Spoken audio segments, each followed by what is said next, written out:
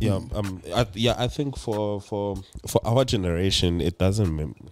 Maybe I shouldn't say that, but I should. But Mpo is not yet because this is not financial advice. For our generation, I forgot to say this is not financial advice. I was talking on my behalf. This is not financial. Do your own research. Yeah, do your own research. Talk to an advisor. Yes. Yeah, that's what I was gonna say. Because this is not financial advice. I don't know why you should have a funeral cover. Just have a life cover, man. Funeral cover has a limitation, like you said, 100,000. That's if you got the 100,000. Most people might actually have for 10, 20, 30, 40. A bit based on what they can afford. And you'll find that with life cover, you might actually pay the same amount.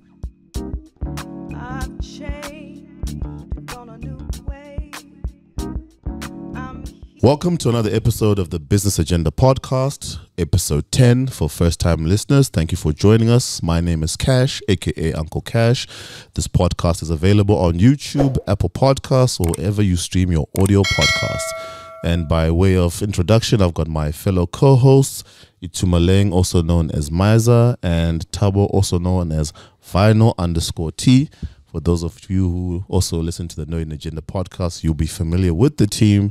And you also be familiar with the fact that before we venture into any episode, we always like to go around the room, see how the guys are doing, do a health check, and make sure everyone's well-being is great. So, gents, how have you been? How's the week been treating you? Winter weather, load shedding? It's not nice to say how you are for the second take. Yeah, I think it did. Now I have to remember what I said. The energy level are never the same, so it's on me. It's doing the intro to get the energy back up there.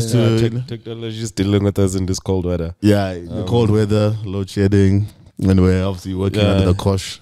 Yeah, it's been a cold week, I must say. Generally, the cold front is here from Cape Town. But I'm looking forward to. I'm going on leave next week. Yeah. Taking a week and a half off. Just to you gotta take leave. Before the kids go on school holiday. School holiday. Relax. Yeah. I think as we always hear parents lamenting when you take leave, and then you have to have the kids there. There's no rest period with the little ones around. Yeah. You're meant to go. I know you said you'd been traveling to the Cape or somewhere else. Yeah, I was supposed to go to Cape Town. It's too cold, so we pushed it to September. I'm gonna go down there in September. Your flights won't come air? No, we're not. I couldn't resist. But I must say, a little tip for all of you out there: just book with your credit card when you book your flights. It's insured with your credit card. Oh. Is it? Notes. Yeah. Mental note made, bro. It's good to know these small things. I managed to push them down to September. Great. And also pushed the taxes, so I actually didn't lose a cent. Yeah. Oh, nice. Yeah. Oh, great. Yeah, but I think on my side, just over and above recovering from COVID, it's just interesting times. We haven't seen you in a month, buddy. Yeah, but it's the good side of the Business Agenda part. It's nice. Episodes are nicely spaced out, but you find that so much can happen within that short time. Get sick, recover. Get a timely reminder of your own mortality. Yes, sir. And what you need to plan in terms of. When your time on this earth is past, documentations, but obviously uncomfortable subjects. But I think I did spend a bit of time within the recovery period, just trying to make sure that obviously all covers in place. It's just subjects that are taboo. But was it that bad? Was it not that light? I know mine was really bad. Unfortunately, it really was bad. I think You had St. Peter's Gates. Yeah, I don't think I could see the apostle just yet, but when I saw it was bad. Sometimes when you get like a condition, they always tell you don't self-diagnose. But I was like, this feels more than just a flu or winter or I'm asthmatic. Even with the vaccination, because I'm vaccinated as well. Bro, I've got both Pfizer. I went and bought both Pfizer shots like clockwork. I was one of the eager beavers whenever they announced that you can now get vaccines. I was there with my age group, second shot, even got a booster shot. And just to try really build things up, there was quite a few people saying, to reduce your chance of getting it, get a booster shot that's different to the shot that you get. So if you get Pfizer, get like Moderna, AstraZeneca. So I got the AstraZeneca one. After dodging it successfully for more than 2 years, finally caught it. And I thought, okay, it's the tail end of COVID, Omicron. Yeah, but I had all the symptoms. But like at one stage, the night before when I got diagnosed, like I was like really, really shivering. I even checked this one clock I have in my lounge and temperature was like 20 degrees, but the only place I could stand in my house was in front of my heater. Like that's how cold I was. I was like gnashing the teeth, but it wasn't a cold day. Yeah, so but look, if it just makes you, and now here we are, the masks have been dropped courtesy of the health minister. So I'm still one of those, I have I still have my mask. I know the Uber drivers are very happy about the dropping of the masks. I am gonna ease my way into these things, but I think it is. But can't really complain. All even with how things have been going with basis points increase, we're gonna cover that. The hit that we took, inflation breaching the 6% benchmark for South Africa. That obviously knock-on effects and implications. Things are good on the work front on my side, personal consulting space. I think it's just finding that balance of, for the sake of your sanity, with this like plethora of just bit of negative sentiment that you get within the media market, just trying to be optimistic, if not anything, at least for the sake of peace of mind. But I mean, like I always tell Teaser, if I had like deep pockets, these are the times I'd be looking to rally and make moves and see. Yeah, like with the small pockets, Chief, we must do it. Yeah, it's actually right. Start refining the process. But and on your side, you guys, health check, work, you guys are good. I'm good. I'm actually exhausted. I had a long week. Presentations, work, and now City of Joburg cut water, but and it's stage 4 load shedding. Hey. It's, but actually quite good. Long week. Yeah, settled into the house quite well. So yeah. Did the presentation guys give you feedback yet? They'll only give us feedback probably next week or so. Is it? Yeah, but it's looking promising. I think most guys, especially when it comes to us, they like fixed income products. So, but we are trying to push absolute return a lot. But yeah. So we'll get some feedback. So we are demonstrating our capabilities from absolute return down to equities, fixed income, the whole shebang. So it was quite long. Yeah, your work is very similar to mine, but mine is a little bit better, but yours is a bit tight. Like you have to present all your your capabilities up front to get an answer.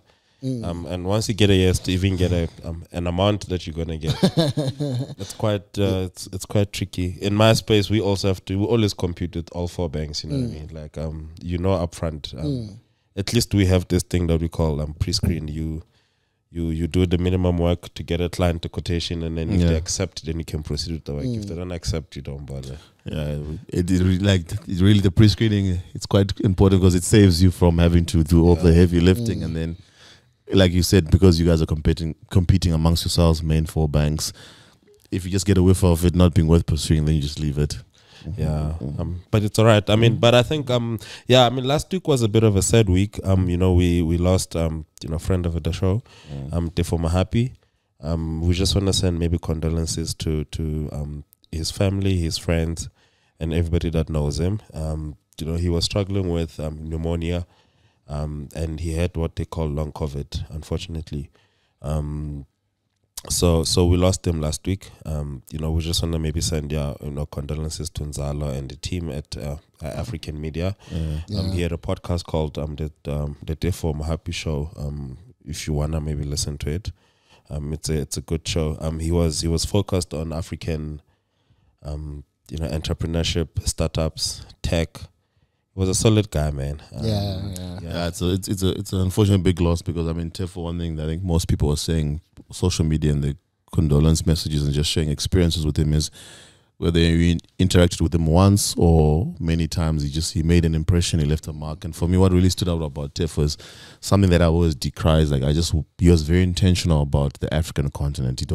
He looked beyond just South Africa in terms of tech and everything, like all the subjects that he covered, and he did quite a lot, very extensive. We had a space with him, I think about a week before he passed. He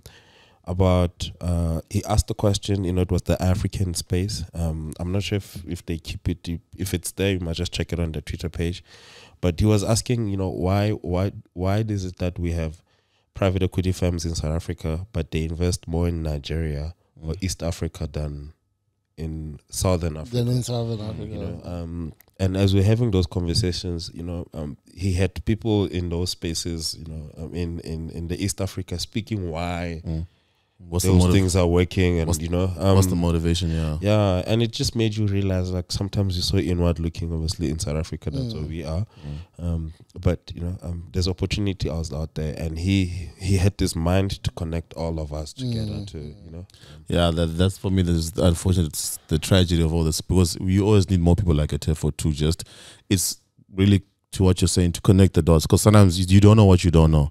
You know, especially in any space between investments, knowledge gaining, opportunities, even just travel, because you probably find we're so inward looking. South Africa, maybe a little bit Southern Africa, but never really beyond that. You probably find the perspective might be more abroad in Europe than the rest of the continent, and then you're not in tune to any potential opportunities. So it's really, once again, condolences obviously to Nzala and the team and his family.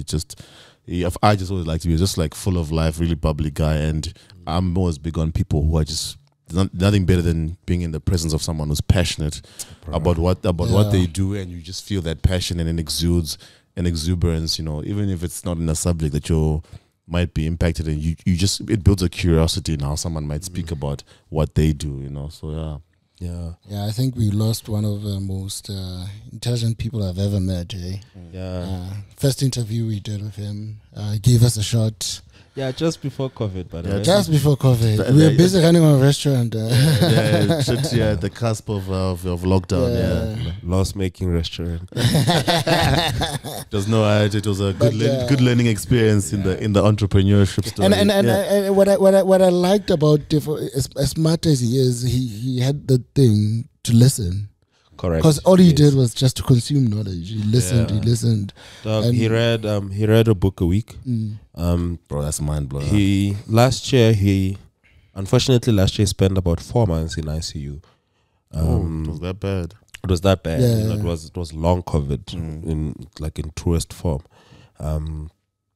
And he still managed to read 18 books before he was admitted. Yeah. So you know, he was an interesting guy. Very, because I've got books, but I think, you know, my reading culture, it's seasonal. Like I'm intentional about reading like the thin sales, get to the point, motivation, whatever the subject matter is. Even if it's like a book about the All Blacks or the Blacks, it's just a certain length, and then, you know. But I've got one now that's really, really thin. It's called The Sweet Sales. I'm in marketing consulting sales space. The bookmark's been there by the side of my. It moved from the lounge to the bedroom by my bed. Okay, at least if it's here, maybe not.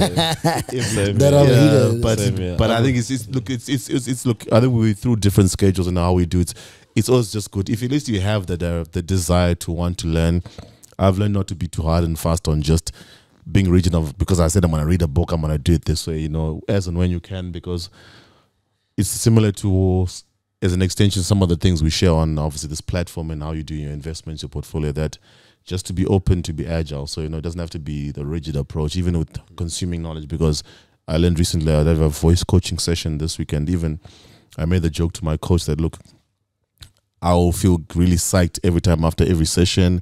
I'll go home, practice the stuff for maybe 1 or 2 days, but then get caught up in the day to day. And then before the next session, I end up thinking, I've been slacking on what I was supposed to be practicing. But I found that in podcasting and other things, even personal stuff, I read out aloud. So in essence, I am practicing and implementing what I am learning. So is that why you wanted to do the retake? Which was that was why for me there's a big plus side. I got to redo my intro, made sure it was smooth, you know, do it on the down breath so the voice tone comes out with more power. Business Agenda podcast. Silver lining, I suppose, but that's where we are, considering that, you know, trying to look for bright spots in the midst of the sentiment that's overall in our lives and how it's affecting us. So we're supposed to have a guest today, man. Mpo. Unfortunately got stuck in RTBS in this coldness. Shame, man. I hope everything went well. So we'll probably reschedule with him to maybe record in the next week or two. But I thought we might as well maybe just chat about some of the things that we were going to speak to him about. You know, he's a financial planner. I think as we unpack, you know, the wealth journey, it's always important to understand the products that are available for us. And I think, you know, the one that always comes first, you know, unfortunately, as you start working as a young person, it's always, you know, preparing for the West. funeral covers and life covers and things like that. Should you die? Yeah, I don't, and I personally don't. Literally, like my first 3 years of working chief, I didn't have it. You know, I relied on my parents. So I only you know did the research and the work down the line about it. Yeah, but I thought maybe it's worth a topic for us to actually have. I don't know, when did you guys maybe take yours? You know, and if you had a life cover, you know, or funeral cover, I don't know which one you actually have.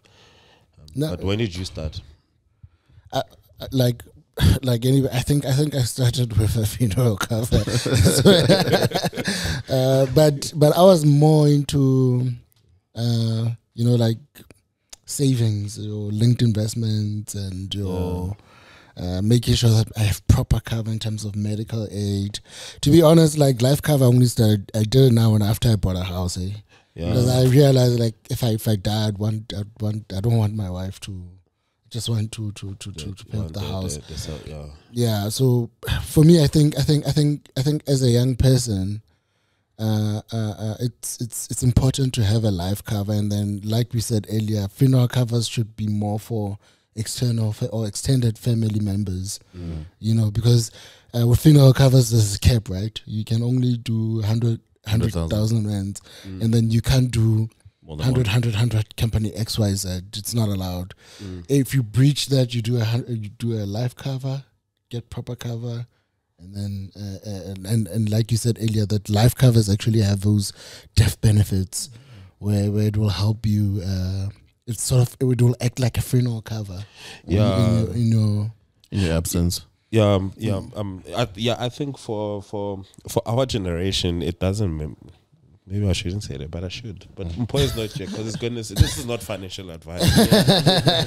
For our generation, I forgot to say this is not financial advice. I was talking on my behalf. This is not financial advice. Do your own research. Yeah, do your own research. Talk to an advisor, yes. Yeah, that's what I was going to say. You know, because this is not financial advice, I don't know why you should have a funeral cover. Just have a life cover, man. You know, funeral cover has a limitation, like you said, 100,000. That's if you got the 100,000. You know, most people might actually have for 10, 20, 30, 40, you know, a bit based on what they can afford. And you'll find that with life cover, you might actually pay the same amount for more cover, you know. So usually, you know, life covers, we've seen some that start at 500,000. You can get 1 million, 2 million, and you can go as high as you want. And you're practically paying the same amount of money. So if you pay 100 rands for life cover, it covers you more than, you know, 100 rand in funeral cover would cover you for. So for me, it just makes sense to have a life cover, and it has the death benefit, you know, where should anything happen within, you know, the first should anything happen, and within the first week they'll pay out a life, you know, funeral benefit amount, which could be the equivalent of a funeral policy. Which makes sense. They'll probably do their own research, but probably makes sense to have that, which has extended benefits in terms of a life cover. Whereas obviously funeral policy is kept. Yeah, I think what tends to happen is there's always a death for the most part. All people, it's a bit of a touchy subject. It's taboo. But I think once you get over that initial hurdle of planning for the worst, the irony is you end up with peace of mind, knowing that, look, that's all taken care of. Should anything happen to me, loved ones, if you have children, siblings, what you just really want is to put yourself in a position where they will be covered, they will be taken care of. And also people have, and the importance of your family, do they know what covers that you have? That also needs to happen, highlighting the importance of a will, because you don't want people scrambling in the event of someone passing on. They have no idea what you had or don't have, because those things in families, besides, even if there's no friction within, it's just, I'm sure, like you once shared on, it was just the headache of doing that work of finding out what's what and what are the covers are. I was gonna say, you know, I look forward to actually having Mpo here because I'm going through that process where we're unwinding my mom's estate, and through that process, you know, I actually found out she had funeral policies, which she had covered, you know, her siblings and some of my aunts and uncles, and luckily they had this, you know, some of them had this embedded benefit, you know, where you embedded insurance product where she pays, and as soon as, you know, if something were to happen to her, the policy remains in place. You know, which we had to kind of, I guess, make a note of to say, look, that person is actually covered, and should, whenever they pass away, we just need to know that there's a cover in place. We just need to call that company and claim for it because it's there. Whereas other policies, unfortunately, when she passed on, they said, yeah, she passed on. They don't pay out anything, which is quite sad. Like, I mean, if you insured someone and then you pass away, because you're gonna stop paying, their policy falls away. Oh yeah, because obviously now the person who was not the benefactor, but the person who was responsible for the policy is no longer paying the longer, and then it just it ceases at that point. So yeah, but imagine if, like, for instance, with me, I mean, I'm 33. What if she's been paying the whole of my life? Because you insure kids when they're young and until they grow up, all those years, and that money just goes. So it would be quite interesting to speak to a point and figure out if are they doing something about it, or should we not all have embedded policies where it remains in place should someone pass away? Because I didn't get why they're not the same. And even just the non-payment thing, I'm actually thinking that, boy, like, just the sense in that, obviously, person's no longer the hold of the policy is no longer here, but you would think that, like you're saying, at a very basic logic level, that look,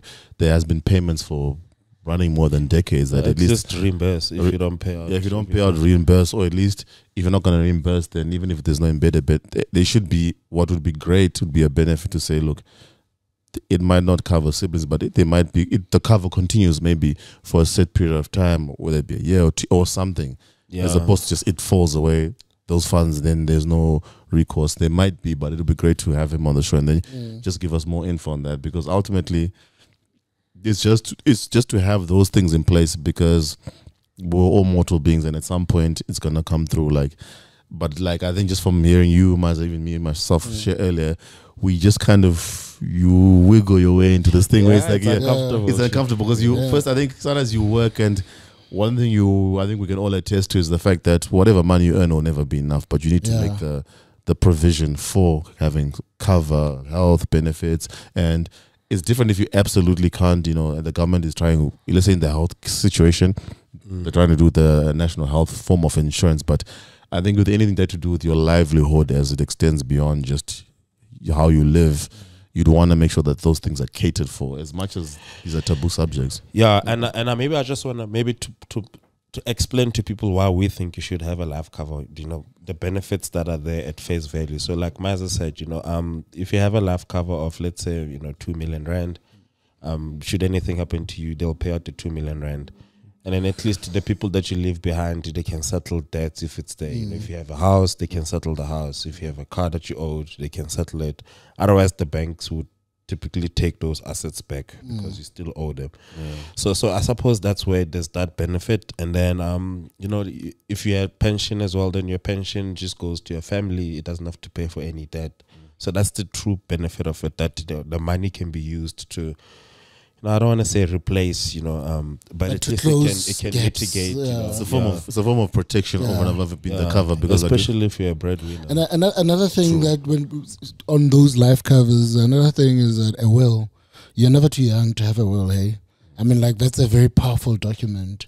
Like Jesus said, he struggled to unwind his mother's estate, but you can imagine if they had a will in place. I mean, that's an easy process. I think one thing we shouldn't negate. As people in our generation, you're never too young to have a will. You're actually doing your family and yourself a favor. So I think maybe when we're thinking along those lines of getting risk products, maybe if we were to advise now, it's to get a will. No, I mean we'll chat to Mpo about this, because I think it becomes about having the product. Once you have the product, then you gotta have a document that can govern the products you have should anything happen. You know what I mean? Because sometimes you shouldn't just rush to a will with nothing. You know what I mean? But true. But even to that point, even if you have bare bones minimum, at least if you have a will as a starting point, you can then always just add and update. There's also another good, which is another popular thing to also to mention, even with your policies, because you find like Miser or anyone else, when your family situation or dynamic changes, you get married, you have more assets, you build a house, more things to leave behind, then you can just update whatever policies, wills, and include those things, which I think And well, you just pay like once off fee. Like I think it's 75 rands or 100 bucks. Sometimes they do it for free. Actually, some banks do it for free. Some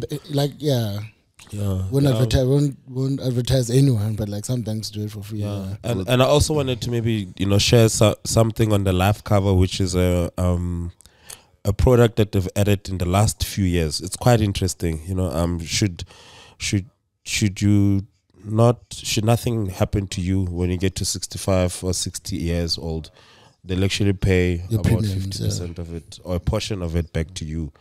So if you, for instance, if your life cover is R1 million, when you turn 60, they might give you say 500,000 coming back to you just because nothing has happened to you. Nothing has happened. Yeah. Is it all of them or certain? Some. So that's why having Paul here it's about understanding why others have this, why others don't. Because some things just make sense, or maybe it's because the products evolve over time. Maybe in the past it wasn't there, but now it's there because now we are more healthier. We exercise. If you look at companies like Discovery, where they incentivize you with vitality. So there's so many things that come with the lifestyle that we might have now that maybe they're allowed to change certain products, and maybe they should pay us for mentioning. But just to also switch it up a bit, like financial planning is so broad, to such an extent that you. Yeah, I mean, I don't know what you're saying. And also, I think your earphones, the sound has come out and it's delayed. Won't the mics pick it up? No, it's fine. Okay, cool. Okay, cool. So I was saying, just to switch it up, financial planning is so broad. Like, I think one thing that I've learned is that most of us plan for death, but we are not planning for retirement or even for the next 5 years. Yeah. Like I think maybe sitting down with a proper financial plan or proper financial advisor, you'll know that when it comes to a needs analysis, you need to have risk products, investment products. There's another thing that will break it down. A trust, having a trust. Like that. I think that would be interesting. But I think the reason why I'm saying president can also explain. Sorry. I'm no longer an advisor. The president with this a blind. So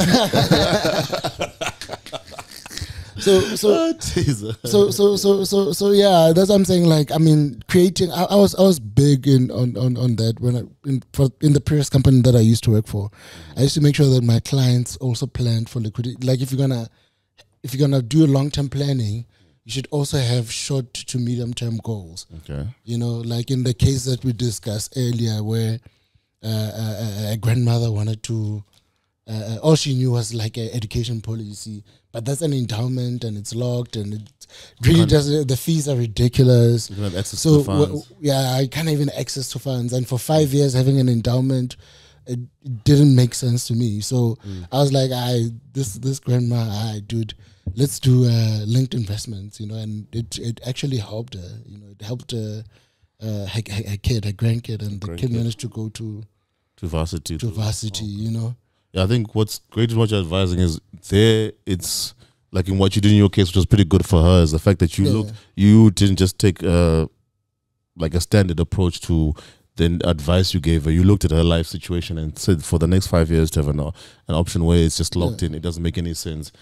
And that's where what would be great is, I know it differs with each finance institution, but it's always great that the service providers who have products that are catered to the people they're trying to serve in terms of the investment community, LSM-wise, because I think we all have different needs.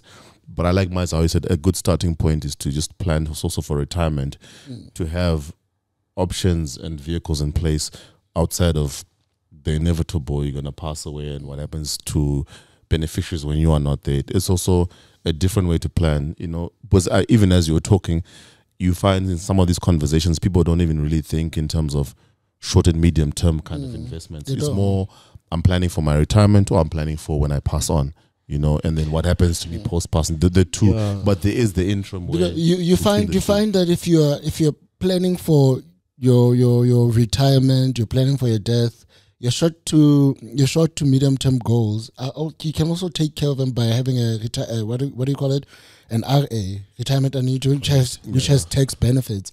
So you can imagine you have a medical aid, you've got a retirement annuity, you've got a pension fund.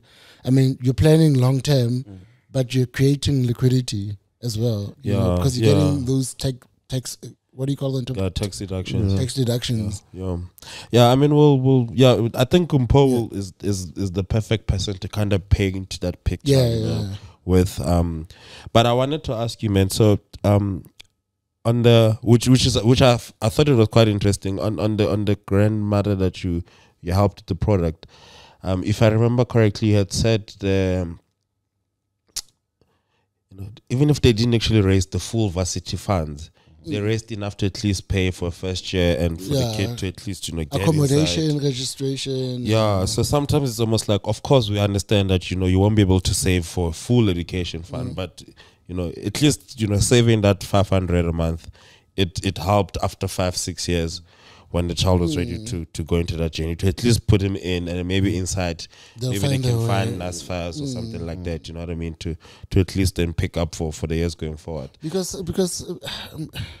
I mean, like, the commission wasn't even that great, but like it actually changed somebody's life, compared to that. Brutal honesty. No, but at least for me, it makes me feel good that I did something.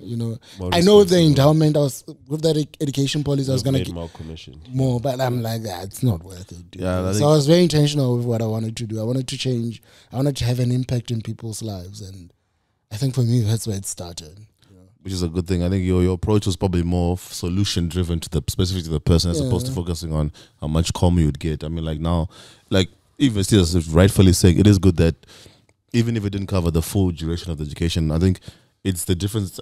Sometimes in someone's life, it might be the difference between starting or not even going to varsity. You see now, because now if you look at the timeline of the grandmother, you probably find by the time he starts, the first year is covered.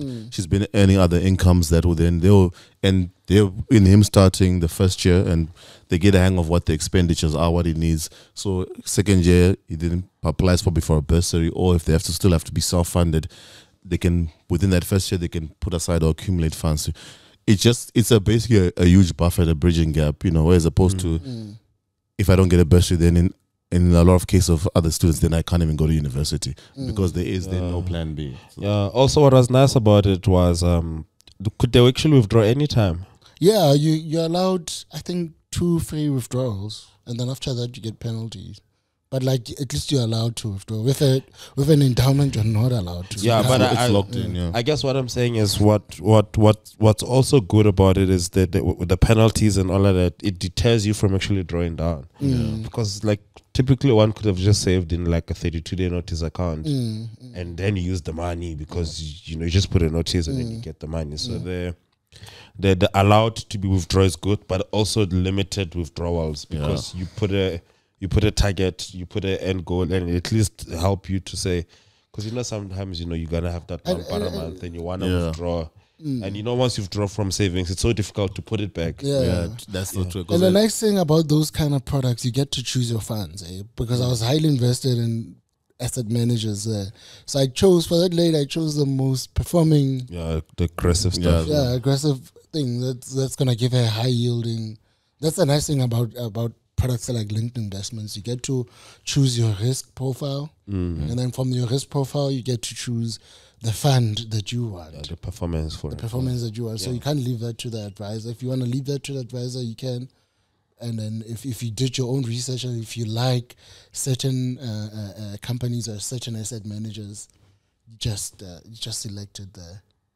So that's a nice thing about those kind of products. I think when we do have him, one thing I would probably be keen to hear from him is just when he advises, obviously look at each person differently. It's just probably if there's a good like starting base point for, let's say, someone who doesn't have anything, who might be working, you've got income, like just to pick his brain to say, as far as products go, life cover, funeral policies, investment, retirement annuities, because as we're talking, I'm thinking it can sound overwhelming, it can sound a lot to people who aren't knowledgeable, and even if we say to not go speak to a financial planner, I think what would be good to get from him is just even a thought process he can feed people to say, look, prior to speaking to a financial planner, have some thoughts around A, B, C, and D. You know, so that it just don't speak to any financial planner. Speak to Mpo. And use code business agenda for preferential rates.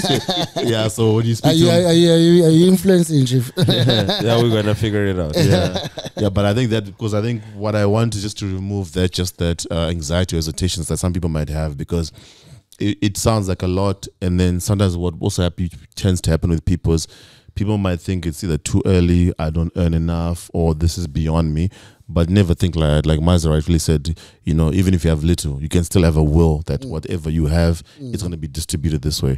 As things change as a scenario, you add to that. So I would like to, you know, if Mpo can tell us that, look, think, you know, as a starting base, you know, what are your needs, and then you work backwards, and then maybe you then feed that information to him as a financial planner, and then he starts building the products around your needs. Yeah, and also like, I mean, with you know, with the economy being tough, you know, rates going up, etc. Yeah. I don't know. Whenever you guys, you know, look to cut expenses, you know, there's only so much you can cut, because, you know, petrol is doing this and food is doing this.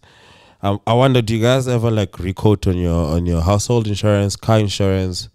How have you found that process? I've recently increased my household content insurance. But Yeah, but that's because you bought a new house, right? Yeah. That made sense. Yeah. But in terms of recoating, I haven't really. I haven't done that. Like, what I normally do is, like, you sell a car, you get a new mobile device. I just always update the policy, premium changes. But the process you're speaking to, I've never specifically done. I actually didn't even know you could do that, to say, look, because I'm keen to find out from you, like, or what would be the base? You guys have never tried to cut expenses in your lives, ne? No, I think I definitely can't. I'll speak for myself. I definitely cut expenses. I think my starting point is what's the most frivolous thing that I cannot absolutely. Oh yeah, maybe. Oh, unless if your insurance is actually not expensive. The thing is, Tisa likes to talk about being over insured, like especially when it comes to my car and my insurance. Then I'm like, Chief, I'm not paying an excess, Chief. I don't mind paying this. Yeah. You know? So I mean, when I started working, you know, no funeral cover, fucking like, you know, uninsured. You know, your license is like, I don't know, 3 months old.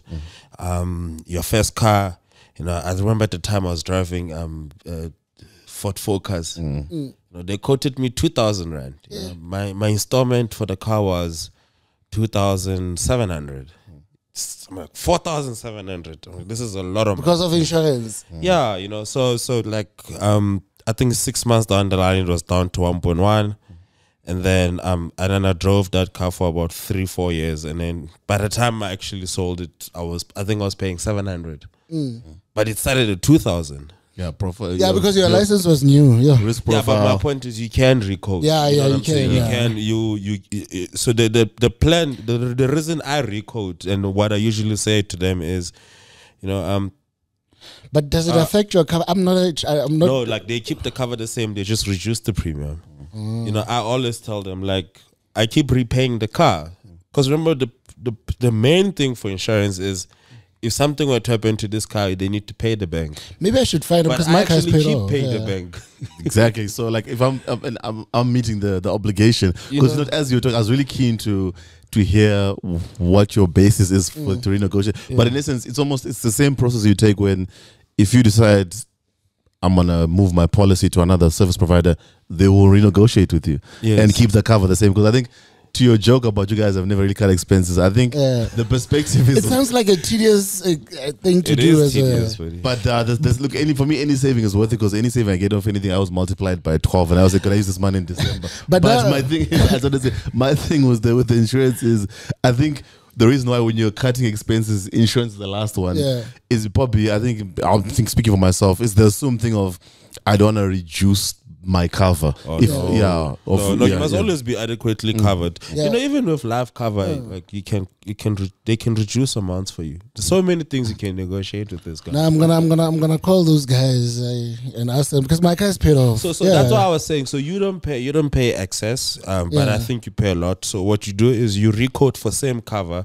They might, you know, save you 300-400 for the exact same cover. Just because you've been there longer, you now owe the car less. I don't owe the car anymore, remember? I paid it off. Yeah, but you've got multiple cars, right? The other one you owe. Oh, yeah, that one, yeah. I can maybe do, maybe I need to meet a short-term specialist. A short-term insurance specialist. I need to meet someone. I need to meet someone. Every cent counts, too. Yeah? Because if that...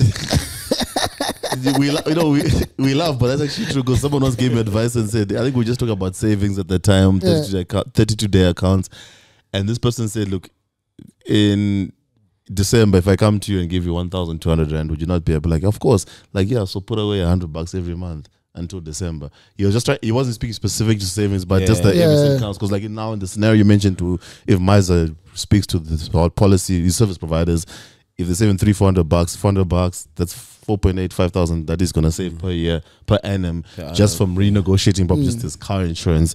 Then if whatever the policies were. So even just listening to you, I'm like, as a teacher, that's suggesting me being the pedantic person I am. I'm probably going to think, put an Outlook reminder that it's at some point in a month where I'm not busy, one by one, start calling all those people and renegotiating and seeing, because you lose not. I would say you lose nothing by asking. And also, I mean, the other risk is, generally and I understand it from insurance perspective. Usually, when you get your car from, the floor plan. Most people actually, get in an accident within a day. Most people don't even get to 7 days. So there's a lot of risk with, those things. So that's why the premium is high. But as soon as you get the car, you get used to it, and your risk changes. That's the idea that I think we must all understand, that your risk changes with your life. I mean, I know that there were a few things even in the beginning that they'll ask you, Cash, like, do you stay alone? Like, yes, so you're high risk. But as soon as you say, no, I stay with someone, that changes your risk profile. You're more stable, yeah. You know what I mean? So it's just, we never sometimes think about those things to say you are actually less. As you live your life, you either become you become more risk, or you become risk averse. And that's why there's a reason to reassess. And also just to leverage whatever changes whatever info changes, lifestyle, your current status that will benefit you. And by leverage, I mean, look, in the event that in renegotiating, if you, for example, like you buy the car, the 7-day scenario where your people get into accidents, but if you 3 years in, you're paying on time, no accidents. 3 months in, 3 months in, as you can see, Tita's quite aggressive with his approach. 3 months in, because I think leverage the well-paying or good profile that you have.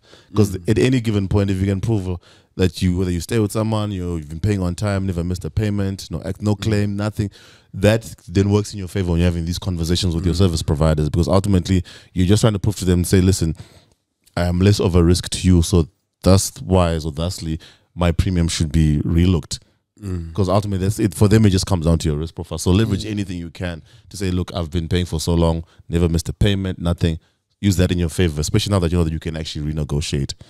And not obviously compromise your cover. I mean, like I like the fact that Teaser is touching on the saving part. Hey, interest rates, guys, inflation. Hey, we're gonna have a tough time. Yeah, we're probably getting 50 to 75 basis points. Because the US went ahead. They did 75. So hey, it's set. We're gonna have a tough year. Yeah, I think, we don't have to reiterate. I think we said it on the previous episode, but it seems like the West is not yet done. Yeah. So we're still going to see. We can only advise the same message which we reiterated with that. Look, just brace yourselves and wherever you can, like you're saying. Think about it. Trim your fat. Think about it this way: Prime needs to go back to 10. And where are we now? It looks like it's coming sooner than we. That's the problem. Prime needs to go back to 10, to get those real rates positive. So, but I like the idea that maybe try to squeeze those savings where we can get them, because I mean that's how usually I approach. Having the decision to actually change a job, I personally didn't like some people do it, the job hopping thing. I don't like that. I prefer negotiating everything. So I would go to work and actually state, look, man, I actually need more money. Why? Firstly, I'm gonna get married. I'm expecting a child, and then the guys would be like, okay, we'll take it into consideration. You know, obviously then this is following up with your performance at work. You know, just like the idea of hinting.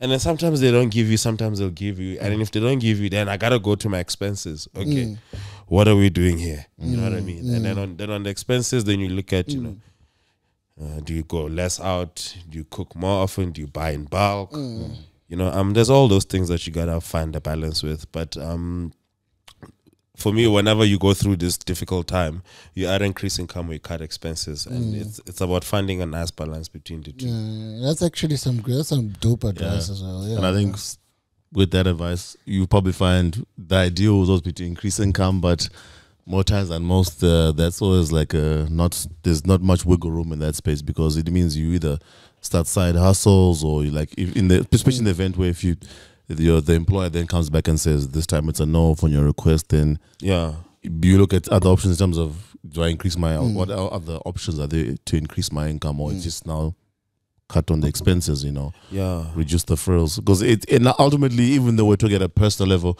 what you need to do as a person is no different to what businesses do when there's an economic downturn.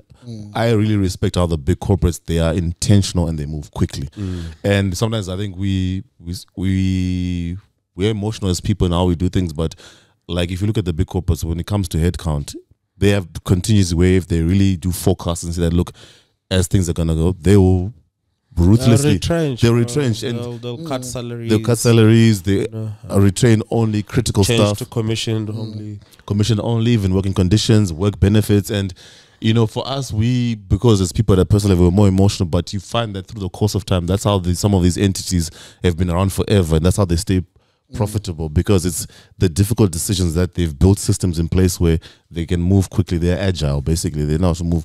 Whereas for us, I mean, if you think something as simple as, okay, if I'm really struggling, I know my helper, maybe tell her instead of coming every day, come 3 days a week. I know she may need the money, but I need to save somewhere wherever I can, because it's not so necessary. I can't get other income, so I need to. Yeah, I mean, the rationale is the other 2 days become available for it to make additional money elsewhere. Exactly. So you know, so if that's great thinking, you know, and just rationalize it like that, so that it doesn't become so much of a, you don't tiptoe and take forever to make some of these decisions, because ultimately, like, the wiggle room sometimes there isn't much, and like if we're overall saying the sentiment is there is more pain to come in terms of what we're gonna feel as consumers, just get that almost be as a standard thing where it's not too difficult to pivot and make these decisions.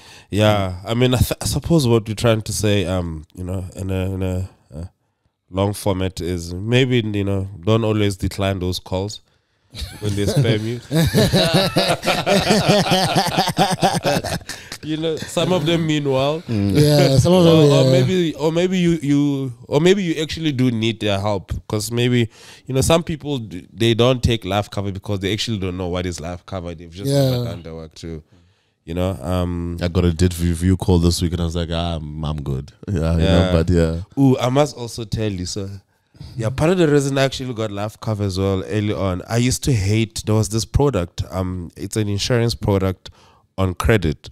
Like if you have a credit card, they charge you insurance on your credit. Oh yes, I guess so default. That, you know, should anything happen to you, that would pay off the card. Definitely, don't pay the credit card. And then if you have an overdraft, then they put another premium on top for the overdraft. You know, and then if you then have a house, they then put another one on the house. So like, you now keep paying insurance for all credit facilities you have. I hated that. And you could never negotiate that amount. So what I did is I actually put a life cover, and then I told them I will take a session for your debt. So like if my credit card was 20,000, I said I'll seed 20,000 on my life cover to say pay FNB or this bank 20,000. Makes, and then you just have to pay. And then I called them, and then they noted on the policy, and then the bank cancelled the insurance, because then I was like, why am I paying for every line of insurance credit? For every line of credit I have? So then I just actually took them, and that's what motivated me to actually increase my life cover by saying, okay, see this amount and then increase it so that you still have enough to pay, you know.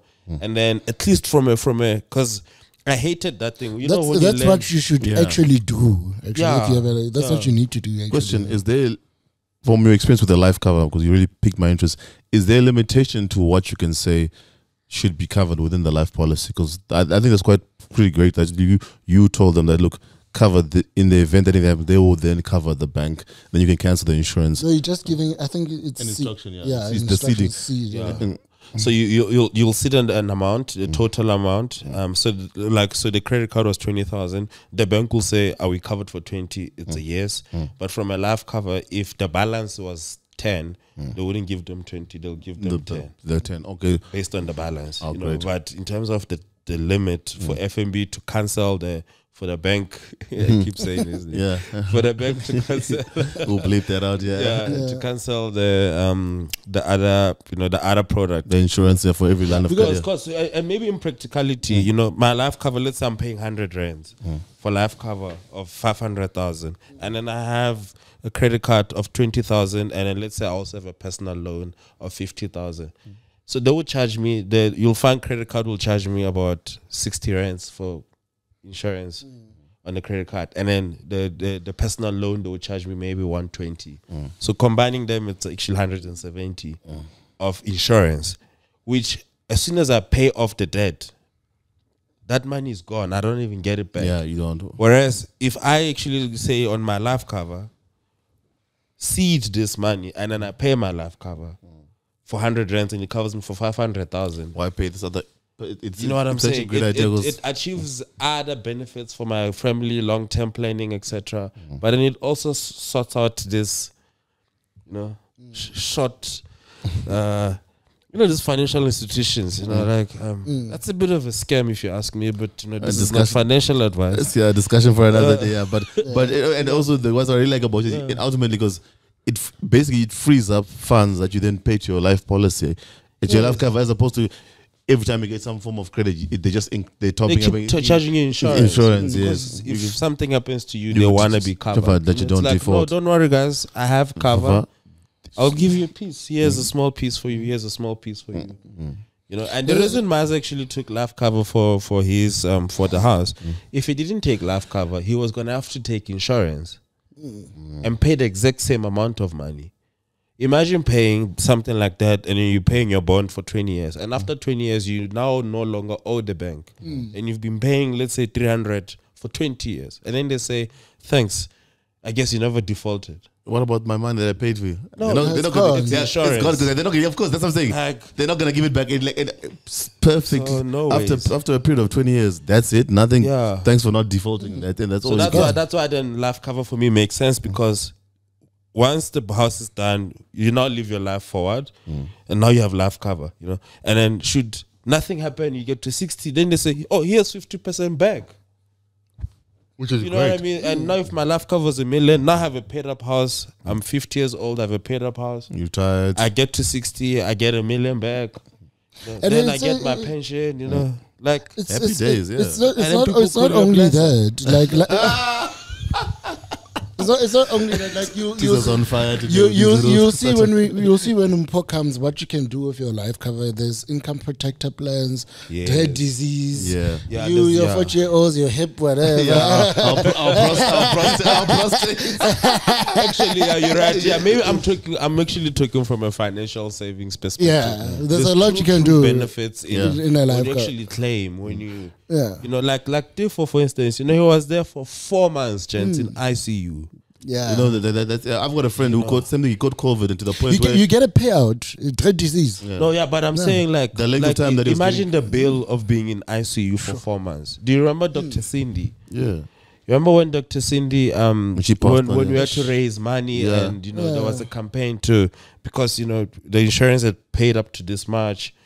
You know, I know someone went the same scenario. Covered, paid to this much. So some of these products, for what they intended, when they actually come through in their truest form, it's necessary. Because I have a friend, similar thing. The first iteration of COVID, he was there. I think it was Olive Day, one of the private hospitals, where you're there for so long that just the cost of it. And he had like the top of the range, top notch cover. But after, and obviously the whole dynamic, the pandemic was also new. There is insurance and cover. They're trying to figure things out. How long do they cover someone for? But same situation where now people now have to kind of chip in because you've exhausted the benefit. You know, they will only cap it to so much. But as opposed to scrambling or people scrambling pool funds, like we said earlier in the episode with like the funeral thing, you just want something that can be seated and then just chip in and cover that.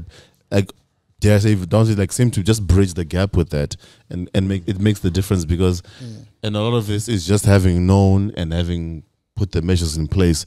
Like I'm really like what you said about just why I have to pay more insurance top up every time I get a different line of credit, but you save those funds and you put it towards the life cover or another form of some investment that'll put that to money that you can get back and access to that's linked to something else that's going to gain a return. Yeah, so it's just about having it. So which is why we keep saying, look, it's going to be great when we sit in Paul because he can give us more of the actual information. And obviously, don't speak to any financial planners like Tisa said. Speak to Paul. I must actually say, me and Maza have been, we've been putting our heads together to actually try and, I'll manifest it to the universe to actually play in this space. Because I also think part of the reason this information is actually not available is because sometimes it's not explained properly.